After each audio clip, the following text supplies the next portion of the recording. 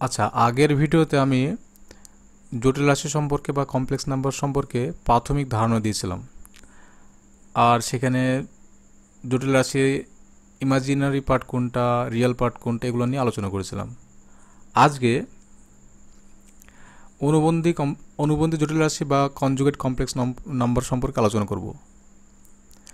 একটা complex number যেটাকে আমরা মনে করছি জেড। জেড কেমন হয় দেখতে? এক্স প্লাস আই ওয়াই এরকম দেখতে হয়।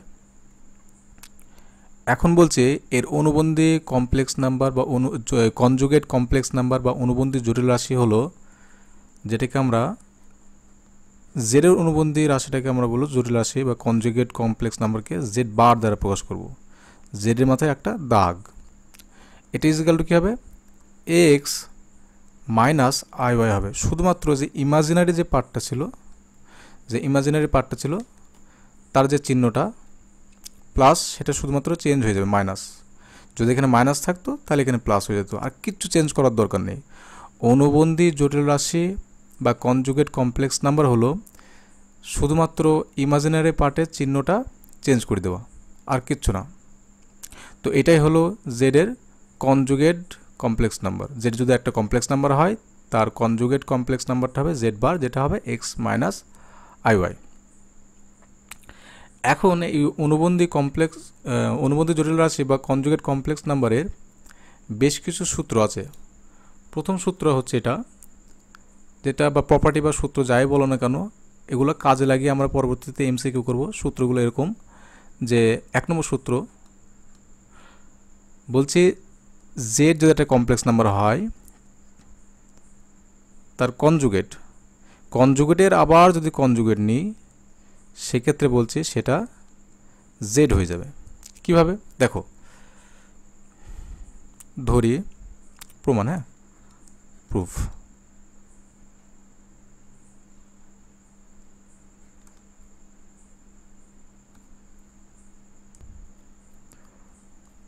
কমপ্লেক্স নাম্বার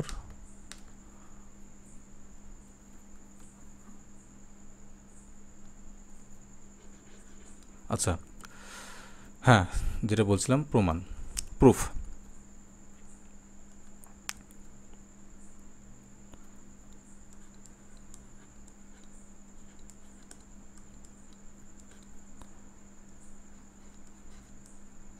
ধরি জেড একটা কমপ্লেক্স নাম্বার যেটা এক্স প্লাস আই ওয়াই। তাহলে আমাকে বলো তো জেড বারটা কী হবে? X minus I y. তাহলে জেড বারের আবার বার মানে কনজুগেটের ফের কনজুগেট। তাহলে এটা যদি একটা কমপ্লেক্স নাম্বার হয় তার কনজুগেটটা কী হবে? নিশ্চয়ই এক্স প্লাস আই ওয়াই হয়ে যাবে। তাহলে সেটা কি জেড না? তাহলে এখান থেকে আমরা বলতে পারি কোনো কমপ্লেক্স নাম্বারের কনজুগেট সেটা কী হবে? সেই নিজেই কমপ্লেক্স নাম্বারটা নিজেই হবে। 1 নম্বর প্রমাণ।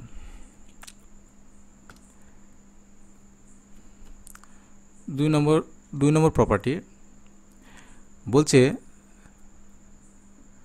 Z1 একটা কমপ্লেক্স নাম্বার এবং Z2 আরেকটা কমপ্লেক্স নাম্বার, তাদের যোগফল সবসময় কী হবে? না, অ্যাকচুয়ালি এরকম না।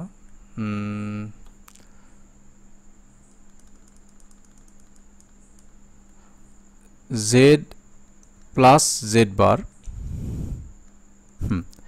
এটা কী হবে? 2 into real part of Z. এমন বিষয়টা কেমন? আচ্ছা, আমরা ধরে নেব আবার একই রকমভাবে। ধরি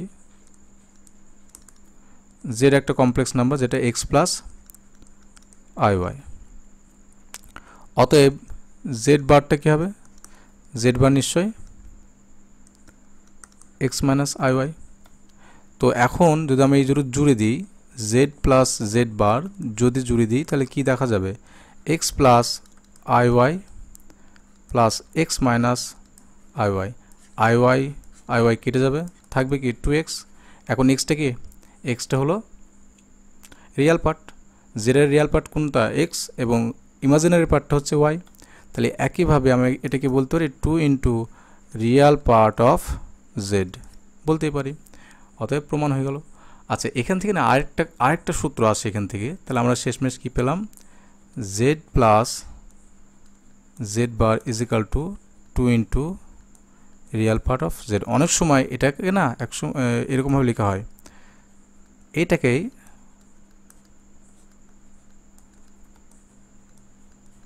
Real part of Z is equal to কী হবে, Z plus Z bar by 2, বা এটাকে অনেক সময় আরেকটাভাবে লেখা হয় Z plus Z bar by 2 is equal to x.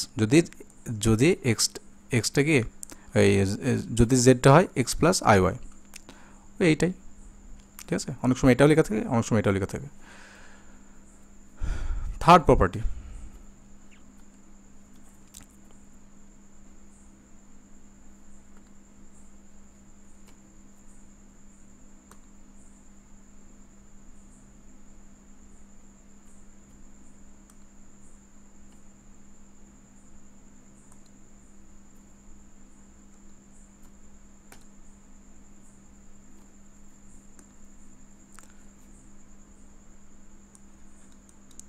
Third property বলছে যে z minus z bar is equal to 2i imaginary part of z. আচ্ছা, আবার একইভাবে ধরে নেব আমরা, ধরি জেড ইজ ইকাল টু, এক মিনিট, তো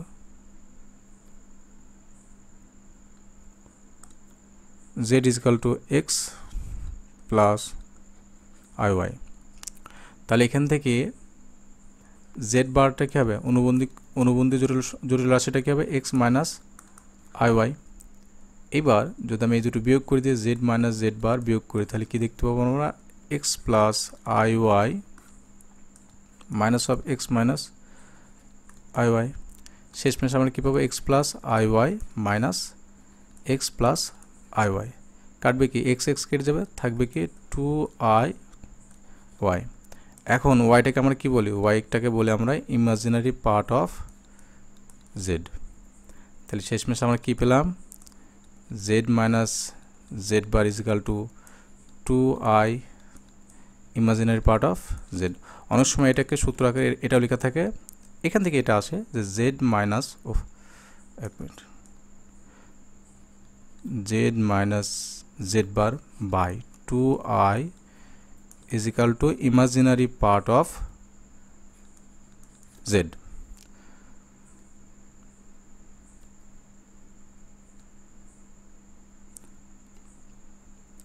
ফোর্থ ফর্মুলা বা ফোর্থ প্রপার্টি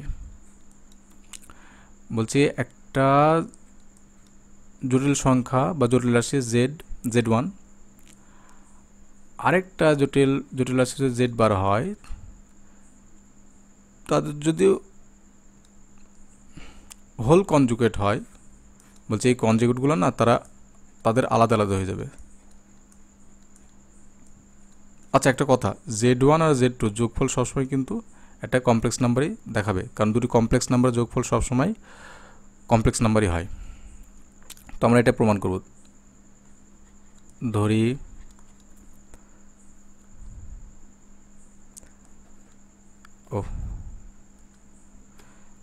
জেড ওয়ান একটা কমপ্লেক্স নাম্বার, যেটাকে আমরা বলছি x one plus i into y one. আমরা জেড লিখলে এখানে এক্স আর ওয়াই লিখতাম, এবার অনেক রকম তো কমপ্লেক্স নাম্বার হতে পারে, তার জন্য আমরা এখানে এক নম্বর দিয়ে বা এক সংখ্যা দিয়ে ডিনোট করছি। আচ্ছা, আরেকটা কমপ্লেক্স নাম্বার জেড টু, যেটাকে আমরা বলছি X two plus I two, আর অন্য কিছু নাম দিলেও হতো। আমি এখানে 2 দিয়ে 2 নম্বর, মানে এক্স টু মানে হচ্ছে 2 নম্বর যে কমপ্লেক্স নাম্বার তার রিয়েল পার্ট, ওয়াই টু দিয়ে বোঝায় যে 2 নম্বর কমপ্লেক্স নাম্বারের ইমাজিনারি পার্ট। নাম্বারিং করে যাতে করে আমাদের বুঝতে সুবিধা হয়। তো যদি এখন আমরা এই দুজনকে মানে দুটো কমপ্লেক্স নাম্বারকে জুড়ে দিই বা যোগ করে দিই, তাহলে কী হবে, তাহলে আমরা দেখতে পাবো x one plus i one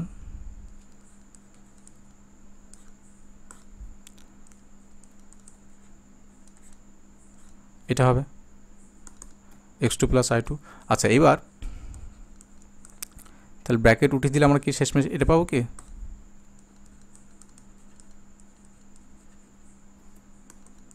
x one plus X two, I common নাও, এরকম। আচ্ছা, এইবার শেষমেশ আমরা কী পেলাম, যে z1 প্লাস z2 দুটি কমপ্লেক্স নাম্বার যোগফলটা এরকম পেলাম, ব্র্যাকেট দিয়ে অসুবিধা নেই।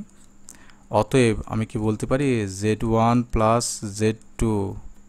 আচ্ছা, একটা কথা বলি, এটা কিন্তু এই ফর্মটা বুঝতে পেরেছো তো, মানে এই ফর্মটা বোঝা যাচ্ছে তো? দেখো, এটাও কিন্তু একটা কমপ্লেক্স নাম্বার হবে টোটাল পার্টটা, তার কারণ হচ্ছে x1 আর x2 কী ছিল, x1 আর আচ্ছা থাক, এগুলো না বলার দরকার নেই, বুঝে নাও ওইগুলো, যে তোমার এই পার্টটাও রিয়াল, এই পার্টটাও রিয়াল, এবং এটা ইমাজিনারি আই। তাহলে এটা অ্যাকচুয়ালি z1 আর z1 প্লাস z2 এটা একটা কমপ্লেক্স নাম্বারই হবে। তো z1 আর z2 যে হোল বার যদি নিই তাহলে কী হবে শেষমেশ, x1 প্লাস x2, শুধুমাত্র ইমাজিনারি যে পার্টটা আছে তার চিহ্নটা কী হয়ে যাবে, নেগেটিভ হয়ে যাবে। আচ্ছা, এবার চিহ্ন দিয়ে গুণ করে দাও, x1 plus x2 minus of i1 i2। চলো, x1 minus i1 plus x2, শুধু সিম্পলিফাই করছে। এখন বিষয়টা যে দেখো, এইটা আর এইটা লক্ষ্য করো, z1 যদি x1 প্লাস i1 হয় তাহলে এখান থেকে কি বলা যায়, z1 বার এর কনজুগেটটা কী হবে, এটা। একই রকমভাবে z2 এর বার কী হবে, বা z2 এর কনজুগেট x2 মাইনাস i2। তাহলে এটা কি, এটা z1 এর কনজুগেট প্লাস এটা z2 এর কনজুগেট। তাহলে এরকমভাবে প্রমাণ করা যায় যে z1 প্লাস z2 এর হোল কনজুগেট সমান z1 plus z1 conjugate plus z2 conjugate, প্রমাণিত হয়ে গেল। ফিফথ প্রপার্টি, 5 নম্বর প্রপার্টিটা বলছে একই রকমভাবে z1 মাইনাস z2 তার হোল কনজুগেটটা কী হবে না, z1 conjugate minus z2 conjugate, এটা প্রমাণ করা যায় একই রকম সিমিলার ওয়েতে প্রমাণ করা যায়। চলো 6 নম্বরটা, এটা প্রমাণ করি, z1 ইন্টু z2 তার হোল কনজুগেট, হ্যাঁ, এটা সমান কী হবে, z1 এর কনজুগেট ইন্টু z2 এর কনজুগেট। চলো প্রমাণ করা যাক। এখানেও সে একরকমভাবে ধরে নেব, ধরি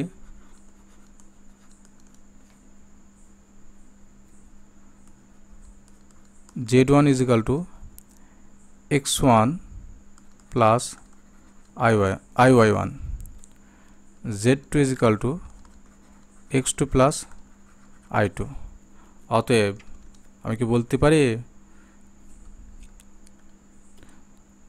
z1 ইন্টু z2, চলো গুণ করে দিই, x1 প্লাস i1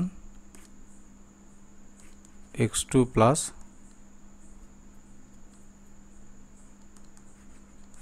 i2। চলো এটা গুণ করলে কী হবে জানো, x1 x2 প্লাস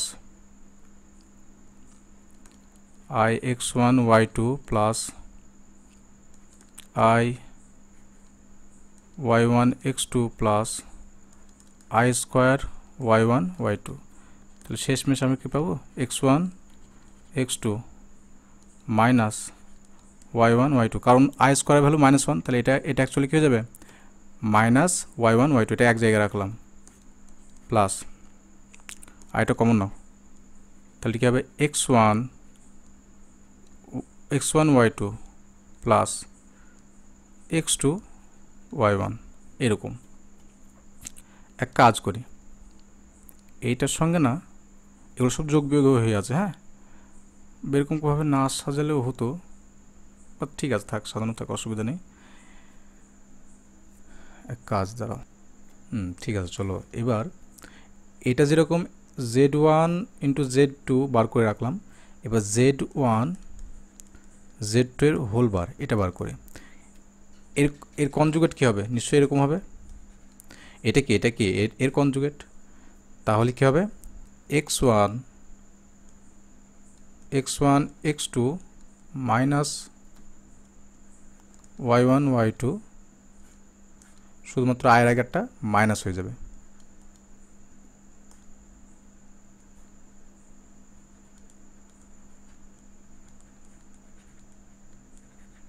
এইবার আচ্ছা, এইবার একটু ভাঙি। এইটার সঙ্গে যদি আমি এইটাকে নিই, দেখো কি হয়, x1 x2 minus of i x2 y1 চলবে। আচ্ছা, তারপর এইটার সঙ্গে এইটাকে নিচ্ছি, এটা হয়ে যাবে minus y1 y2 minus of i x1 y2। আচ্ছা, এখানে কাজ করি, এখান থেকে না x2 কমন নিই, তাহলে x1 মাইনাস y1 y1। এখান থেকে যদি আমি মাইনাস y2টা কমন নিই, তাহলে কি থাকবে, ভুল লিখলাম, এক মিনিট এখানে একটা কাজ করি।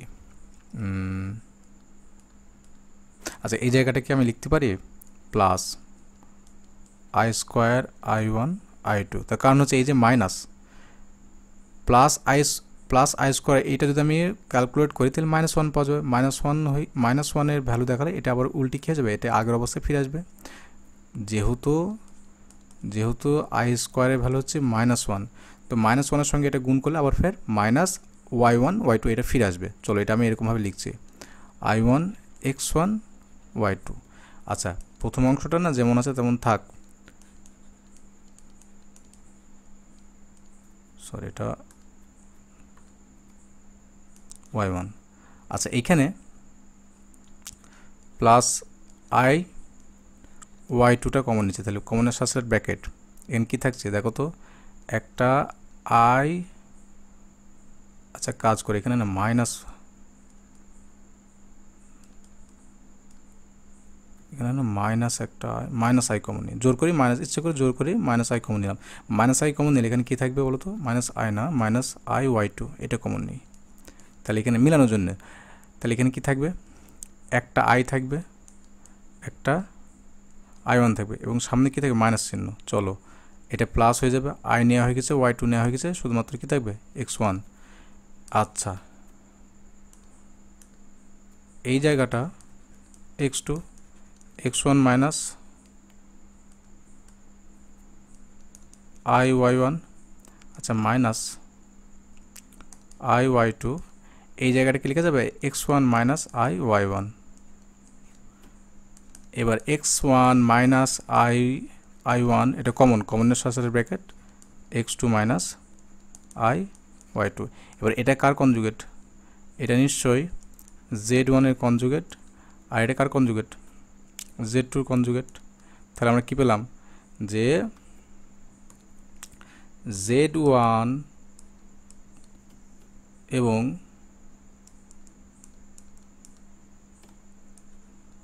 z1 z2 তার হোল কনজুগেটটা কী হবে, z1 এবং z2 যে কনজুগেট, z1 এর কনজুগেট এবং z2 কনজুগেটের গুণফল। এই তাহলে আমাদের 6 প্রমাণটা 6 নম্বর যে প্রপার্টি তার প্রমাণ হয়ে গেল। এইবার আসছে 7 নম্বর প্রপার্টি। 7 নম্বর প্রপার্টি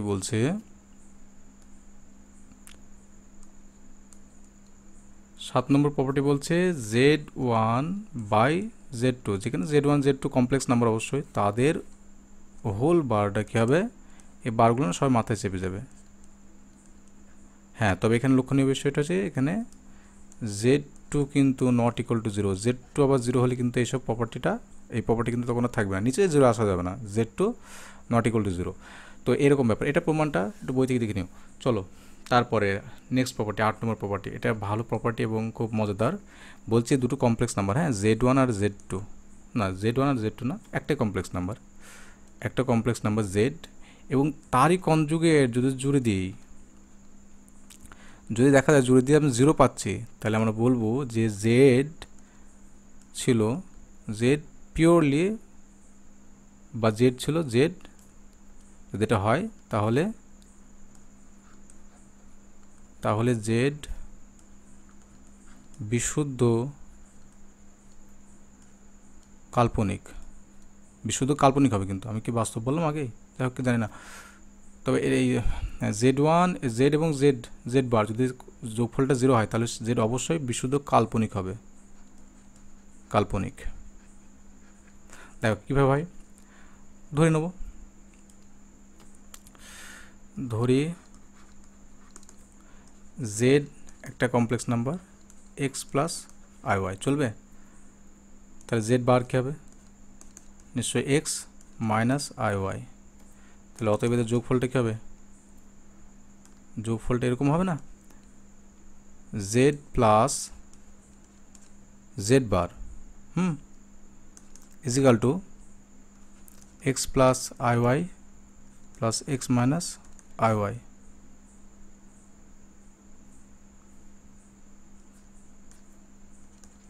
টু এক্স, আর এটা সমানই আর কি বলা আছে, 0, 0 সমান 0। তাহলে এখান থেকে আমরা কী পাচ্ছি, এক্স ইজিক্যাল টু 0। কোনো কমপ্লেক্স নাম্বারে যদি রিয়েল পার্টটা 0 হয় তাহলে সে কী হবে, পিওরলি। অতএব জেড আমি কী বলতে পারি, জেডটাকে আমি বলতে পারি এখন এক্স, জেড ইজিক্যাল ছিল এক্স প্লাস আই ওয়াই, যেখানে এক্সটা আমি 0 পেলাম, তার মানে জেড অ্যাকচুয়ালি কি আই ওয়াই, তার মানে কি, অতএব জেড বিশুদ্ধ কাল্পনিক ছিল, বিশুদ্ধ কাল্পনিক। বুঝাল বিষয়টা? নেক্সট প্রপার্টি একই রকমের, 9 নম্বর প্রপার্টি। 9 নম্বর প্রপার্টি ছিল এরকম যে যদি একটা কমপ্লেক্স নাম্বার জেড হয় এবং সে তার কনজুগেটের সঙ্গে সমান, তাহলে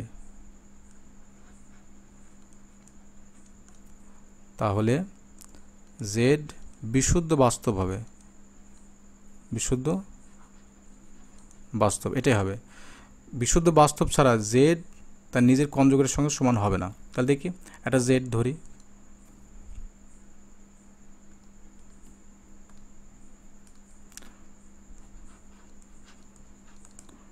Z is equal to x plus I y, প্রমাণটা, হ্যাঁ এক্স প্লাস আই, প্রমাণটা দেখাচ্ছি।